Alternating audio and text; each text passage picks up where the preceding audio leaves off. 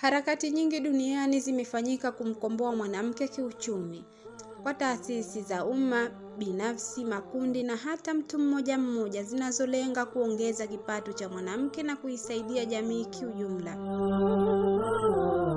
Bi Mkubwa Ajabu, mkazi wa Chake Chake kisiwani Pemba, ni mmoja kati ya wanawake wapambanaji kupitia ujasiriamali ili kuhakikisha anajikwamua kutoka kwa adui umaskini.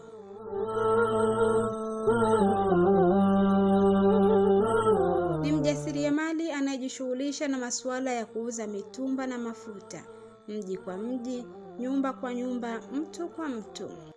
Lakini licha ya jitihada kubwa na uthubutu kwa muda mrefu, bado Bi Mkubwa anapitia changamoto kubwa ya uhaba wa mtaji na mazingira rafiki ya kufanyia biashara yake.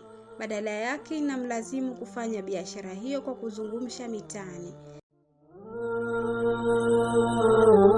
jambo ambalo mbali ya wingu la machofu linalomwangukia, lakini wakati mwingine analazimika kukopesha ili tu kujipunguzia mzigo wa kutembea nao. Wajasiriamali wa namna hii wenye uthubutu na utashi ni wa kushikwa mkono, kukatisha barabara kama sio kuvushwa kabisa katika daraja hili, kwa kuwawezesha kihali na mali. Kwa hivyo basi, serikali, taasisi na mashirika mbalimbali ni vyema kuwaunga mkono wanawake hawa ili kuona wanafikia malengo yao ya kujikwamua katika hali ngumu ya maisha.